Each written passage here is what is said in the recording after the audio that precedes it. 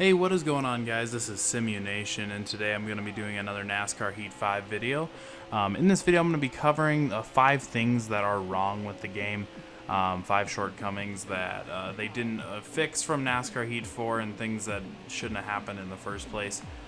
Overall, I will say that it's a pretty good game. Is it worth necessarily jumping to buy NASCAR Heat 5 at its current price? And if you're already like Heat 4. It probably isn't. I would wait a little bit, give them some chance to update some things and make some changes. But yeah, I mean, to start with, for number one, right off the bat, when I initially started my live stream on it and everything, I was expecting to open up the game and find just a lot of paint schemes for all the drivers. And I get that some of them come out with DLC, but a lot of that I feel like is stuff that progresses later in the season, like one that a driver might use in October, they're going to come out with in the November pack. And anything that's came up out to this point should be part of the game. At least that's how I thought it would be.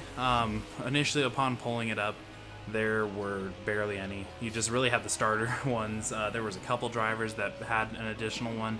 I would say in all there's probably about 6 drivers with an additional paint model than just their basic one. And I gotta say that is quite underwhelming, compared to what I was, especially buying the gold edition and everything like that.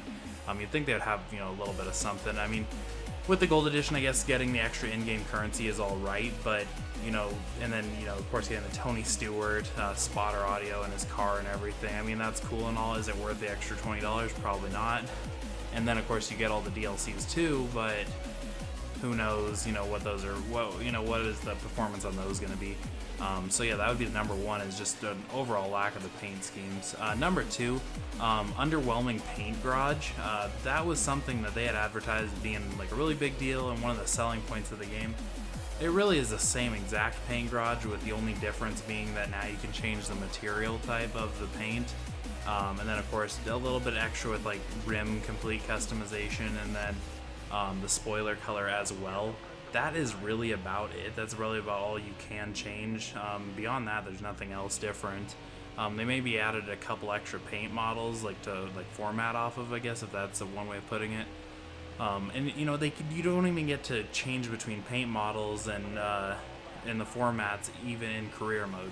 You can only do that when you're designing your own custom car and everything like that, and you can't even bring that into career mode. So it seems pretty useless.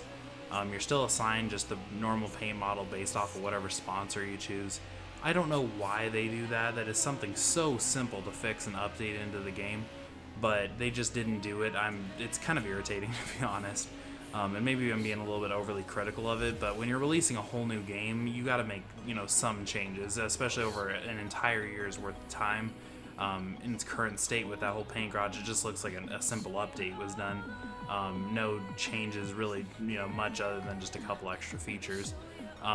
For number 3, there was not any updates to career mode, with the exception of them adding DNFs. That is it, really.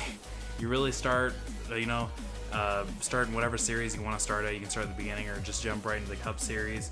And yeah, that's that. You just go on, you try to make some money, you hire basically the same employees with the same max 12 addition to each work session, and then you upgrade your garage. Of course, everything even looks the same. I mean, they might have changed a couple colors of it, but everything is entirely the same. I don't feel like they did anything to it, and they probably didn't. Yeah, so there's not really much. I mean, you can mess with the settings a little bit more. I feel like there's a couple extra things you can add. The DNFs is definitely a cool feature. I do like that. But yeah, other than that, that's really about all they added, and that's pretty disappointing. Number 4, I actually started realizing earlier today, which actually, in reference, it would be yesterday, and now time this video is coming out.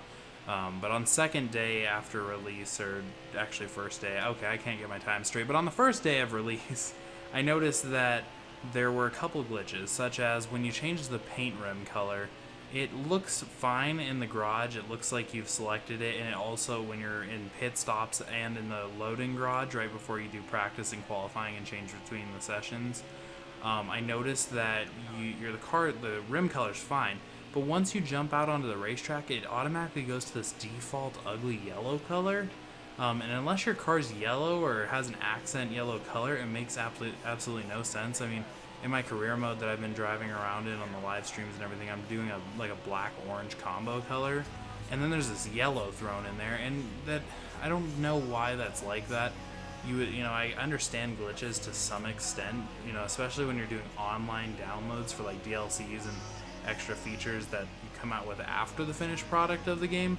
But this is a finished product of the game, and it's something that should have easily been caught. I mean, it's not something you only find in rare situations. It's just consistently like this.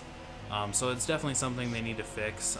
Second glitch that I noticed is while I was doing a live stream, went to do a pit stop, and the entire game froze, or the screen froze for the entire pit stop time, and my pit stop time went from an average of 16 seconds to about 24 seconds. And I get that my pit crew hadn't been updated yet, but that doesn't account for how long extra that took there. But yeah, the screen completely froze, and then once the time was up, then I was back to driving again. So I don't know what was going on there. That's just something they probably haven't identified yet. I can be a little more understanding of that one. But yeah, there's quite a number of glitches. I've shot myself out of the map at Daytona, and ended up somewhere else. But yeah, that's just some things that they're gonna have to update, which is understandable, I guess, in a new release game.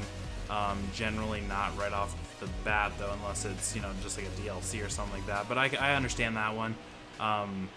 It's just something they need to fix.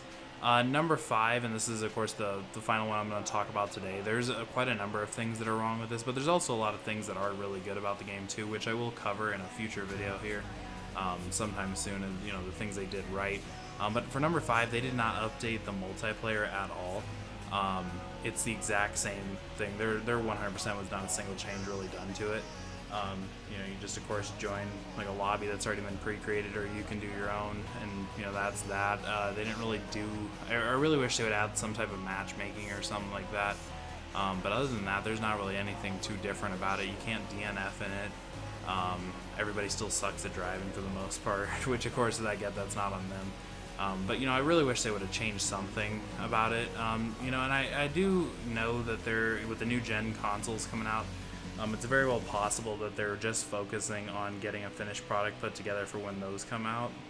And I get that, but don't charge the higher price that they did for this basically patch of NASCAR Heat 4 game. Don't charge it, don't release it, don't even bother, because it feels like they just released a game just for money, or just because. It wasn't a finished product at all, and it really wasn't worth a full release. Now, I'm not saying I don't like playing it and don't go and buy it, but honestly, I mean, they fell really far short of where they should have been at a time of a release of a game. So yeah, I mean, those are the 5 things that really stuck out to me as the massive disappointments of NASCAR Heat 5. And like I said, I'll be releasing a video soon on what they actually did right. But yeah, I appreciate you guys checking out this video. I will be doing a live stream of NASCAR on Sunday. I haven't quite decided what I'll be doing yet for that, whether that just be doing like career mode, or I might do a full-length race, just depending on kind of what I come out with here in the next day or so. But I will have that scheduled, of course, and we'll be doing a giveaway as well. We just recently passed 500 subscribers, and I'm really happy about that, and I appreciate all the support and everything like that. Every like, and comment, that always helps and keeps me going as well. But yeah, I will be checking out here, and I will see you guys later.